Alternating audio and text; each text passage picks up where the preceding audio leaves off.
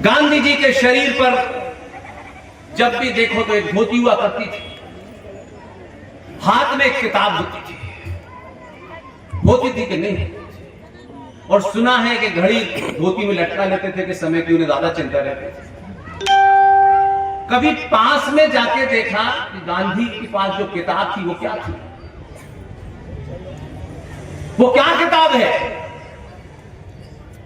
देखिए, आप गांधी को दिन रात याद करते हैं, चाहे अच्छे सेंस में करें चाहे बुरे सेंस में करें। गांधी के हाथ में एक किताब थी, उसका नाम है गीता। अब सवाल यह है कि गांधी उस गीता को हाथ में लेकर अहिंसा की बात करते थे, जिस गीता को सुनकर अर्जुन ने महाभारत का भीषण युद्ध किया।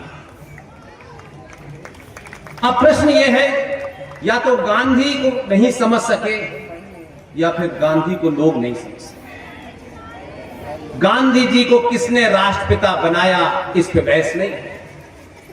ये सरकारी चीजें हैं, आनी जानी है। अगर 10-20 साल और रह लिए तो असली पिता का नाम आ जाएगा, लेकिन उसमें समय लगेगा।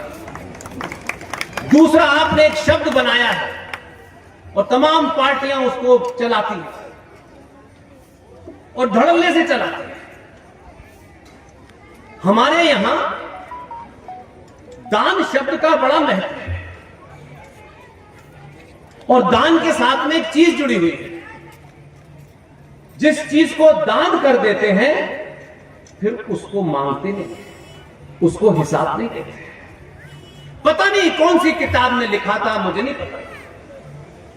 ये वो तमाम जो प्रचारक हैं धर्म के, अलग अलग जगह कथाएं करते हैं, उनसे पूछिए कि भाई ये शब्द कहां से आया, इसका अर्थ क्या है और ये क्यों बताया गया। कि हमारे अपने ही शब्द हैं दोनों। कन्यादान,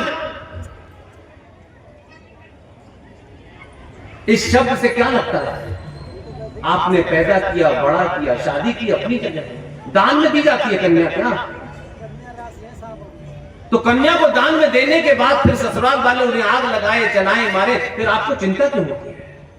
आपने दान कर दी। शादी तो परिवारों के बीच की है, जहां आपने दान कर दी है। फिर एक नया शब्द निकाला राजनीतिक लोगों ने, मतदान। ये नेता समझ गए,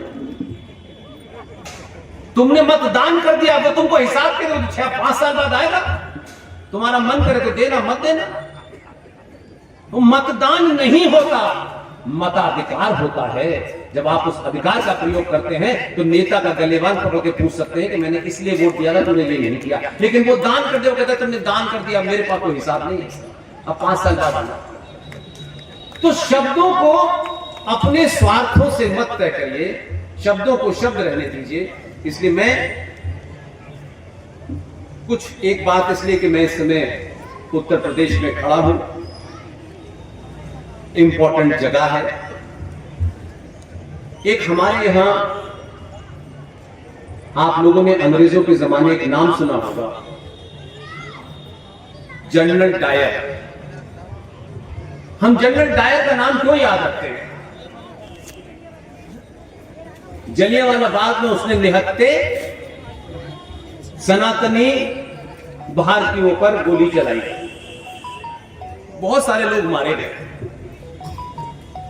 और उस समय जब ये सरकारें वरकारें नाम की चीजें नहीं थी, तब भी देखिए कि एक आदमी गया और जनरल डायर को उसके घर में जाके गोली मार दिया।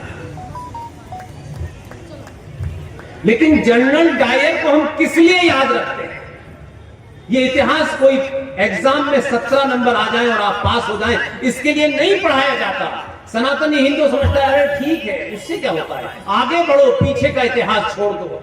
जो लोग अपने इतिहास को याद नहीं रखते, इतिहास भी उन्हें याद नहीं रखता। ये बीमारी है। हमें आगे बढ़ना है, पता नहीं कहां जाना, नाले में कूदना है।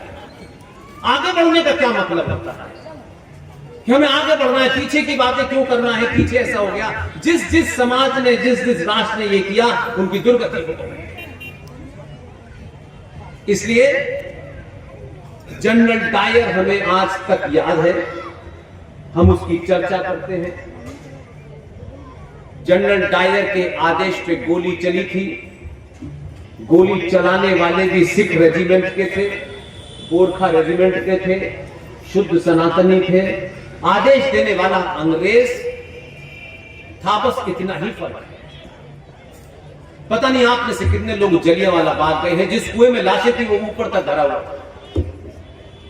जब जब अमृतसर जाता हूं तो इसलिए जाता हूं कि पता रहे, याद रहे कि ये तमाम वो लोग हैं जिनके नाम किसी को पता नहीं है। हां, सिर्फ ये जरूर है कि आने वाली जनरेशन याद रखे तो वहां लिखा हुआ है कि जनरल डायर ने गोली चलाई थी, इतने इतने लोग मारे गए थे, उनकी गिनती लिखी हुई। अगर जनरल डायर का इतिहास आप याद रखना चाहते हैं तो ये बेईमानी फिर आजाद भारत के अंदर आप क्यों कर रहे हैं? फिर आपको यह भी याद रखना पड़ेगा